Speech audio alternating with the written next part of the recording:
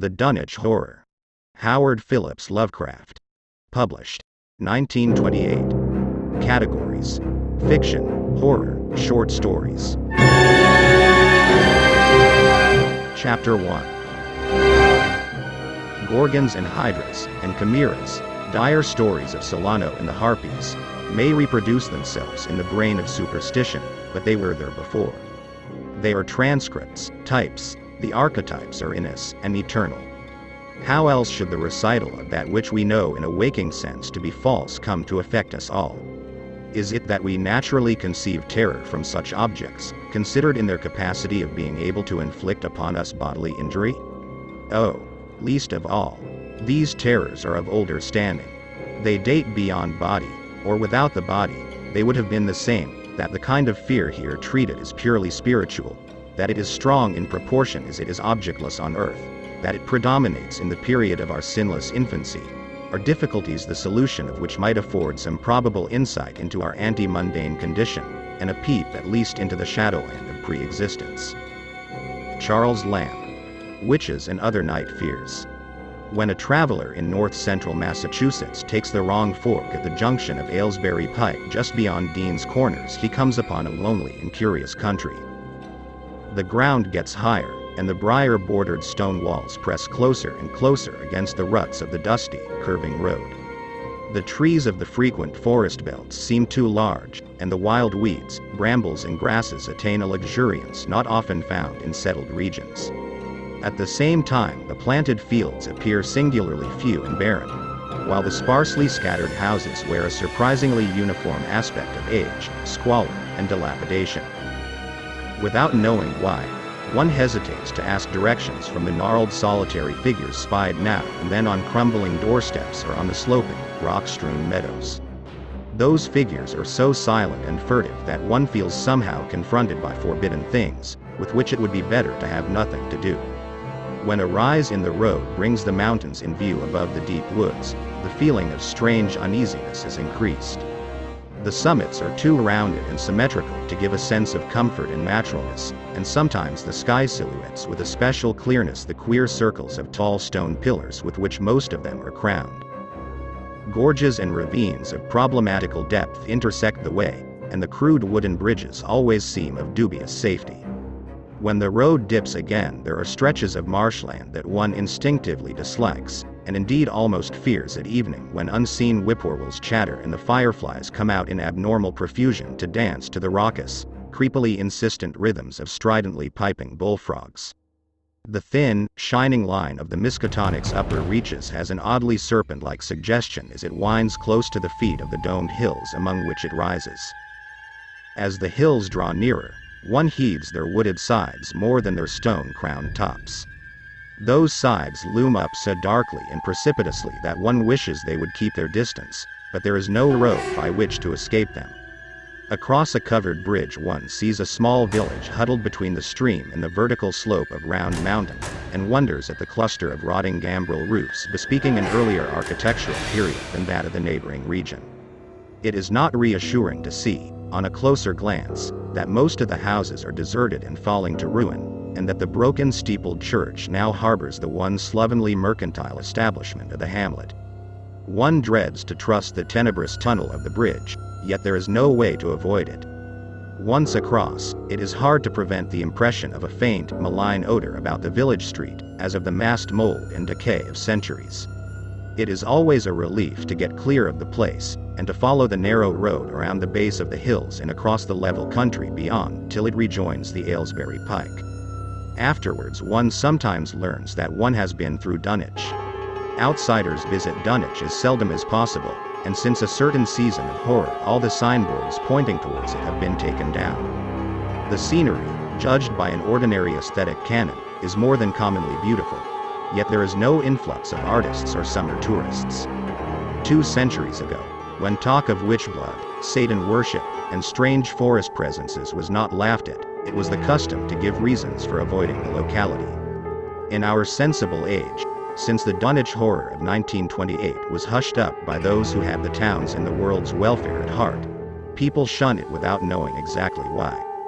Perhaps one reason, though it cannot apply to uninformed strangers, is that the natives are now repellently decadent, having gone far along that path of retrogression so common in many New England backwaters. They have come to form a race by themselves, with the well-defined mental and physical stigmata of degeneracy and inbreeding. The average of their intelligence is woefully low, whilst their annals reek of overt viciousness and of half-hidden murders, incests, and deeds of almost unnameable violence and perversity. The old gentry, representing the 2 or 3 armigerous families which came from Salem in 1692, have kept somewhat above the general level of decay, though many branches are sunk into the sordid populace so deeply that only their names remain as a key to the origin they disgrace. Some of the Whateleys and bishops still send their eldest sons to Harvard and Miskatonic, though those sons seldom return to the moldering gambrel roofs under which they and their ancestors were born. No one, even those who have the facts concerning the recent horror, can say just what is the matter with Dunwich, though old legends speak of unhallowed rites and conclaves of the Indians, amidst which they called forbidden shapes of shadow out of the great rounded hills, and made wild orgiastic prayers that were answered by loud crackings and rumblings from the ground below. In 1747, the Reverend Abijah Hoadley, newly come to the Congregational Church at Dunwich Village, preached a memorable sermon on the close presence of Satan and his imps, in which he said, "It must be allowed that these blasphemies of an infernal train of demons are matters of too common knowledge to be denied. The cursed voices of Azazel and Buzrael, of Beelzebub and Belial, being heard now from underground by above a score of credible witnesses now living. I myself did not more than a fortnight ago catch a very plain discourse of evil powers in the hill behind my house, wherein there were a rattling and rolling, groaning, screeching, and hissing, such as no things of this earth could raise up, and which must needs have come from those caves that only black magic can discover, and only the devil unlock." Mr. Hoadley disappeared soon after delivering this sermon, but the text, printed in Springfield, is still extant. Noises in the hills continued to be reported from year to year, and still form a puzzle to geologists and physiographers. Other traditions tell of foul odors near the hill-crowning circles of stone pillars, and of rushing airy presences to be heard faintly at certain hours from stated points at the bottom of the great ravines, while still others try to explain the Devil's Hop Yard, a bleak, blasted hillside where no tree, shrub, or grass blade will grow. Then, too, the natives are mortally afraid of the numerous whippoorwills which grow vocal on warm nights. It is vowed that the birds are psychopomps lying in wait for the souls of the dying, and that they time their eerie cries in unison with the sufferer's struggling breath. If they can catch the fleeing soul when it leaves the body, they instantly flutter away cheering in demoniac laughter, but if they fail, they subside gradually into a disappointed silence. These tales, of course, are obsolete and ridiculous, because they come down from very old times. Dunwich is indeed ridiculously old, older by far than any of the communities within 30 miles of it. South of the village one may still spy the cellar walls and chimney of the ancient Bishop House, which was built before 1700, whilst the ruins of the mill at the falls, built in 1806, form the most modern piece of architecture to be seen. Industry did not flourish here, and the 19th century factory movement proved short-lived. Oldest of all are the great rings of rough-hewn stone columns on the hilltops, but these are more generally attributed to the Indians than to the settlers. Deposits of skulls and bones, found within these circles and around the sizable table-like rock on Sentinel Hill, sustain the popular belief that such spots were once the burial places of the Pocumtucks, even though many ethnologists, disregarding the absurd improbability of such a theory, persist in believing the remains Caucasian. Chapter 2. It was in the township of Dunwich, in a large and partly inhabited farmhouse set against a hillside 4 miles from the village and 1.5 miles from any other dwelling, that Wilbur Whateley was born at 5 a.m. on Sunday, the 2nd of February, 1913. This date was recalled because it was Candlemas, which people in Dunwich curiously observe under another name, and because the noises in the hills had sounded, and all the dogs of the countryside had barked persistently throughout the night before. Less worthy of notice was the fact that the mother was one of the decadent Whateleys, a somewhat deformed, unattractive albino woman of 35, living with an aged and half-insane father about whom the most frightful tales of wizardry had been whispered in his youth. Lavinia Whateley had no known husband, but according to the custom of the region made no attempt to disavow the child, concerning the other side of whose ancestry the country folk might, and did, speculate as widely as they chose. On the contrary, She seemed strangely proud of the dark, goatish-looking infant who formed such a contrast to her own sickly and pink-eyed albinism, and was heard to mutter many curious prophecies about its unusual powers and tremendous future.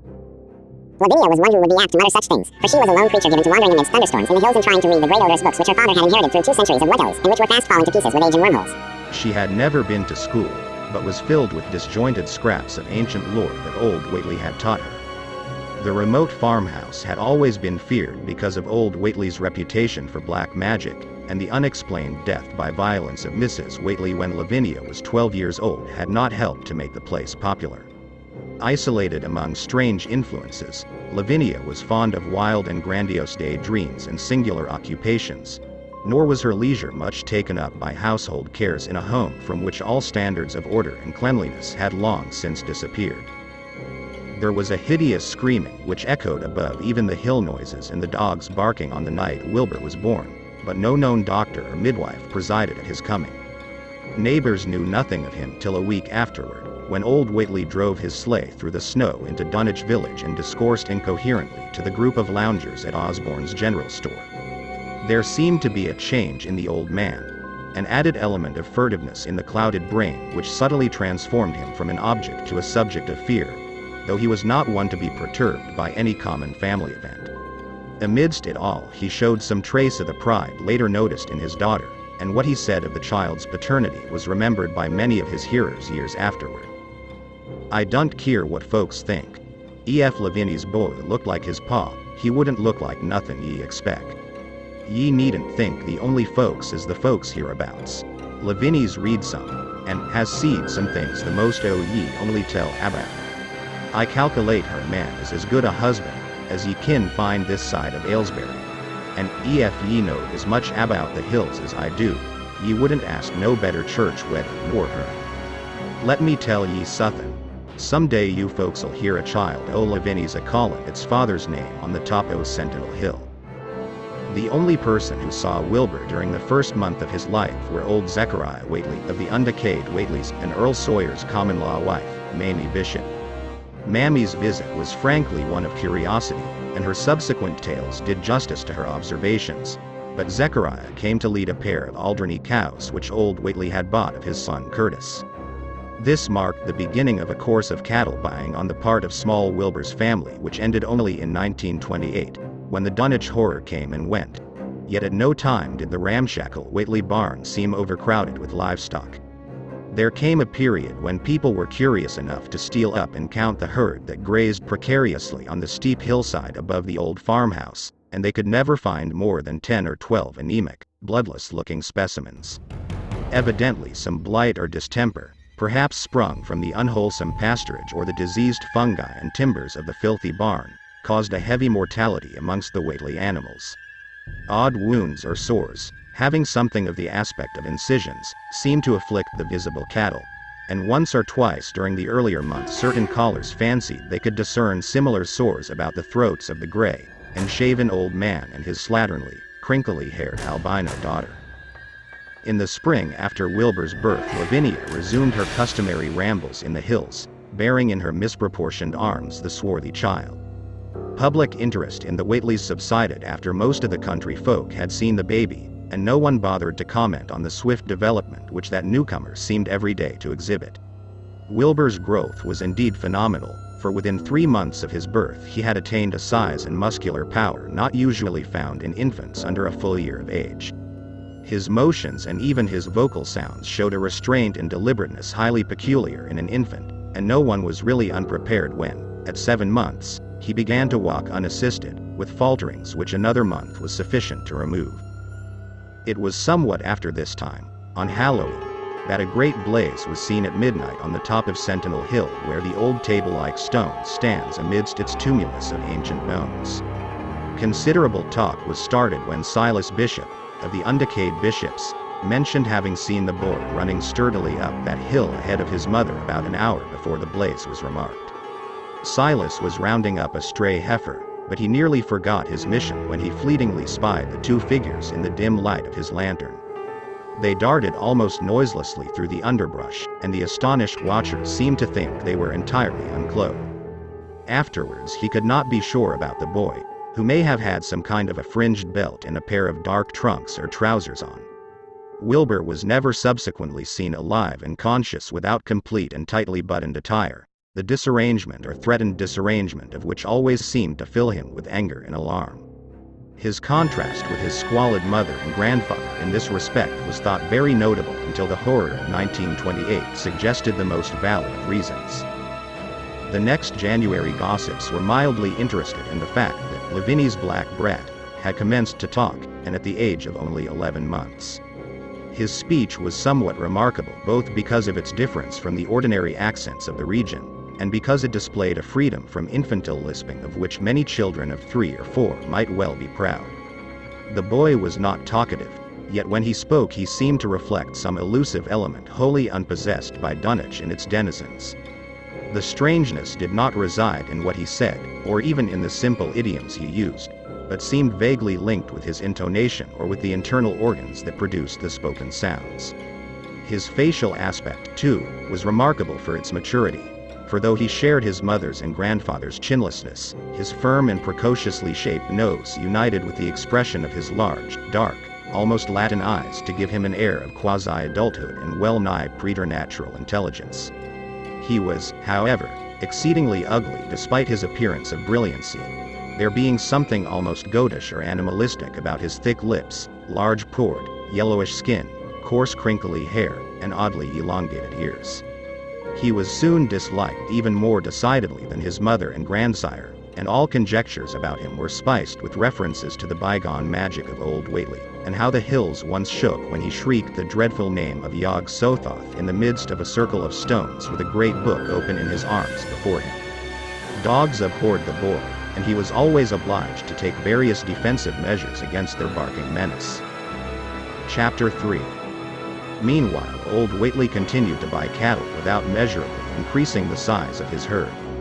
He also cut timber and began to repair the unused parts of his house, a spacious peak-roofed affair whose rear end was buried entirely in the rocky hillside, and whose 3 least ruined ground floor rooms had always been sufficient for himself and his daughter. There must have been prodigious reserves of strength in the old man to enable him to accomplish so much hard labor, and though he still babbled dementedly at times, his carpentry seemed to show the effects of sound calculation. It had already begun as soon as Wilbur was born, when one of the many tool sheds had been put suddenly in order, clapboarded, and fitted with a stout fresh lock. Now, in restoring the abandoned upper story of the house, he was a no less thorough craftsman. His mania showed itself only in his tight boarding up of all the windows in the reclaimed section, though many declared that it was a crazy thing to bother with the reclamation at all. Less inexplicable was his fitting up of another downstairs room for his new grandson, a room which several callers saw, though no one was ever admitted to the closely boarded upper story. This chamber he lined with tall, firm shelving, along which he began gradually to arrange, in apparently careful order, all the rotting ancient books and parts of books which during his own day had been heaped promiscuously in odd corners of the various rooms. "I made some use of them," he would say as he tried to mend a torn black letter page with paste prepared on the rusty kitchen stove, "but the boys fit 'em to make better use of 'em. He'd order hev 'em as well so as he kin, for they're goin' to be all of his larnin'." When Wilbur was a year and 7 months old, in September of 1914, his size and accomplishments were almost alarming. He had grown as large as a child of 4, and was a fluent and incredibly intelligent talker. He ran freely about the fields and hills, and accompanied his mother on all her wanderings. At home he would pore diligently over the queer pictures and charts in his grandfather's books, while old Whateley would instruct and catechize him through long, hushed afternoons. By this time the restoration of the house was finished, and those who watched it wondered why one of the upper windows had been made into a solid plank door. It was a window in the rear of the east gable end, close against the hill, and no one could imagine why a cleated wooden runway was built up to it from the ground.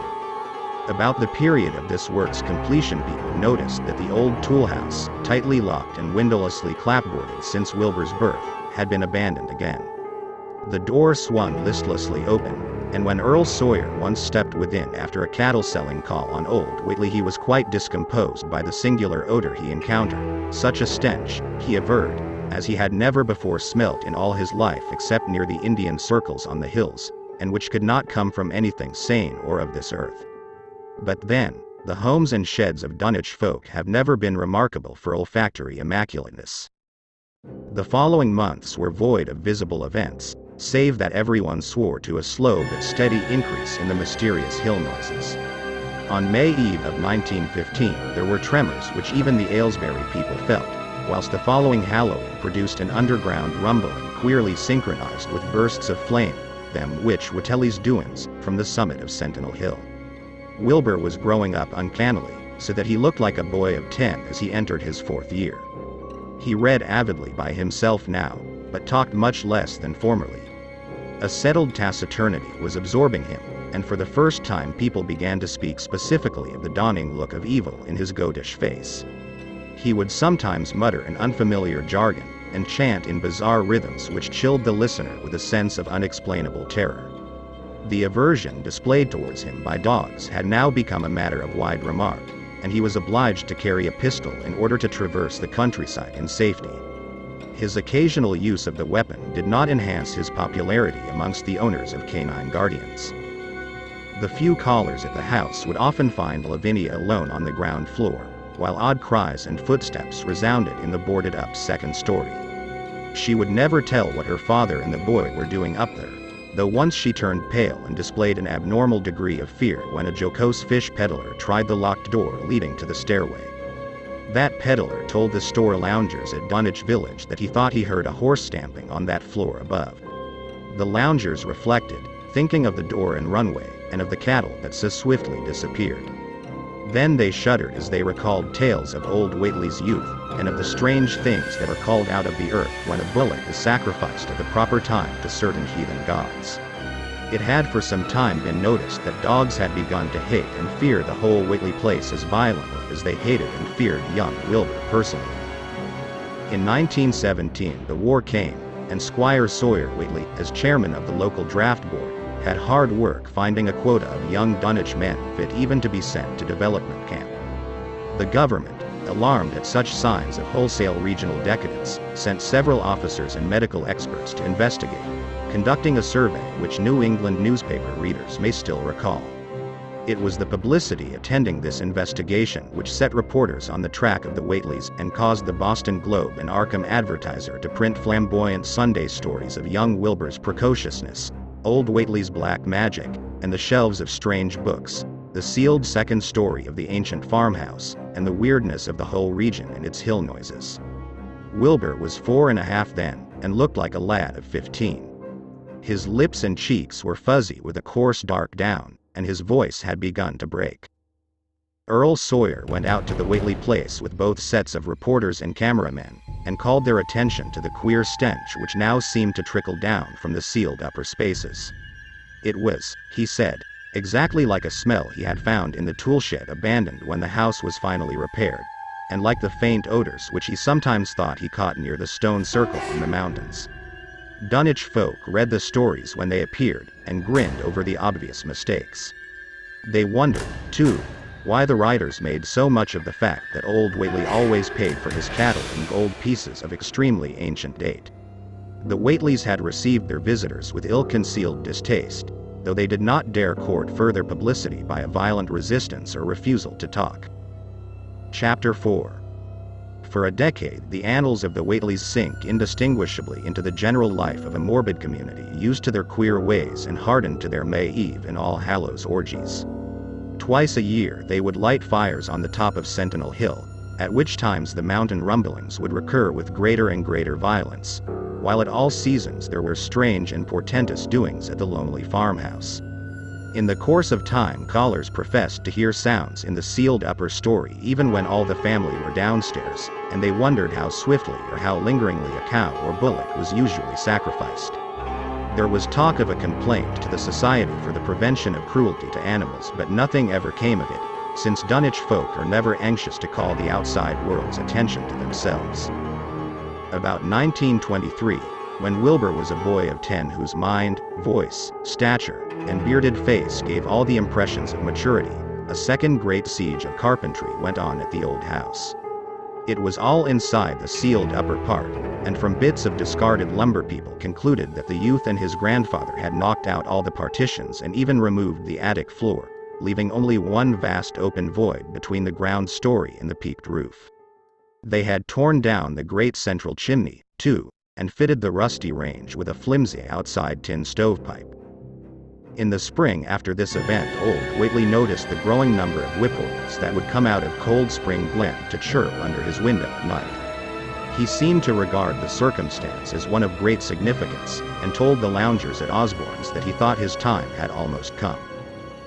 "They whistled jest in tune with my breathin' NAOW," he said, "and I guess they're gettin' ready to catch my soul. They know it's a goin' ooh, and don't calculate to miss it. You'll know, boys, arter I'm gone, whether they get me or not. Ef they do, they'll keep up a singin' and laughin' till break o' day. Ef they don't, they'll kinder quiet down like. I expect them and the souls they hunts fair hev some pretty tough tussles sometimes." On Llama's Night, 1924, Dr. Houghton of Aylesbury was hastily summoned by Wilbur Whateley, who had lashed his one remaining horse through the darkness and telephoned from Osborne's in the village. He found old Whateley in a very grave state, with a cardiac action and stertorous breathing that told of an end not far off. The shapeless albino daughter and oddly bearded grandson stood by the bedside, whilst from the vacant abyss overhead there came a disquieting suggestion of rhythmical surging or lapping, as of the waves on some level beach. The doctor, though, was chiefly disturbed by the chattering night birds outside, a seemingly limitless legion of whippoorwills that cried their endless message in repetitions timed diabolically to the wheezing gasps of the dying man. It was uncanny and unnatural, too much, thought Dr. Houghton, like the whole of the region he had entered so reluctantly in response to the urgent call. Towards 1 o'clock old Whateley gained consciousness and interrupted his wheezing to choke out a few words to his grandson. "More space, Willie, more space soon. You grows, and that grows faster. It'll be ready to serve ye soon, boy. Open up the gates to Yog Sothoth with the long chant that ye'll find on page 751 of the complete edition, and then put a match to the prison. Fire from earth can't burn it nohow." He was obviously quite mad. After a pause, during which the flock of whippoorwills outside adjusted their cries to the altered tempo while some indications of the strange hill noises came from afar off, he added another sentence or two. "Feed it reglar, Willie, and mind the quantity. But don't let it grow too fast fair the place. Fair ef it busts quarters or gets ooh afore ye opens to Yog Sothoth, it's all over and no use. Only them from beyond kin make it multiply and work. Only them. The old UNS as wants to come back." But speech gave place to gasps again, and Lavinia screamed at the way the whippoorwills followed the change. It was the same for more than an hour, when the final throaty rattle came. Dr. Houghton drew shrunken lids over the glazing gray eyes as the tumult of birds faded imperceptibly to silence. Lavinia sobbed, but Wilbur only chuckled whilst the hill noises rumbled faintly. "They didn't get him," he muttered in his heavy bass voice. Wilbur was by this time a scholar of really tremendous erudition in his one-sided way, and was quietly known by correspondence to many librarians in distant places where rare and forbidden books of old days are kept. He was more and more hated and dreaded around Dunwich because of certain youthful disappearances which suspicion laid vaguely at his door, but was always able to silence inquiry through fear or through use of that fund of old-time gold which still, as in his grandfather's time, went forth regularly and increasingly for cattle buying. He was now tremendously mature of aspect, and his height, having reached the normal adult limit, seemed inclined to wax beyond that figure. In 1925, when a scholarly correspondent from Miskatonic University called upon him one day and departed pale and puzzled, he was fully 6 3/4 feet tall. Through all the years Wilbur had treated his half-deformed albino mother with a growing contempt, finally forbidding her to go to the hills with him on May Eve and Hallowmas, and in 1926 the poor creature complained to Mamie Bishop of being afraid of him. "They's more about him as I knows than I can tell ye, Mamie," she said, "and nowadays they's more nor what I know myself. I vow af you are God, I don't know what he wants nor what he's a-tryin' to do." That Halloween the hill noises sounded louder than ever, and fire burned on Sentinel Hill as usual. But people paid more attention to the rhythmical screaming of vast flocks of unnaturally belated whippoorwills which seemed to be assembled near the unlighted Whateley farmhouse. After midnight, their shrill notes burst into a kind of pandemoniac cachinnation which filled all the countryside, and not until dawn did they finally quiet down. Then they vanished, hurrying southward where they were fully a month overdue.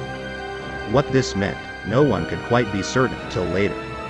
None of the country folks seemed to have died, but poor Lavinia Whateley, the twisted albino, was never seen again.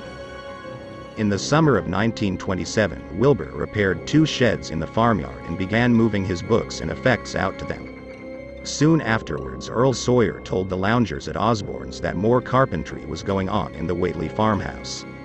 Wilbur was closing all the doors and windows on the ground floor, and seemed to be taking out partitions as he and his grandfather had done upstairs 4 years before. He was living in one of the sheds, and Sawyer thought he seemed unusually worried and tremulous. People generally suspected him of knowing something about his mother's disappearance, and very few ever approached his neighborhood now. His height had increased to more than 7 feet, and showed no signs of ceasing its development.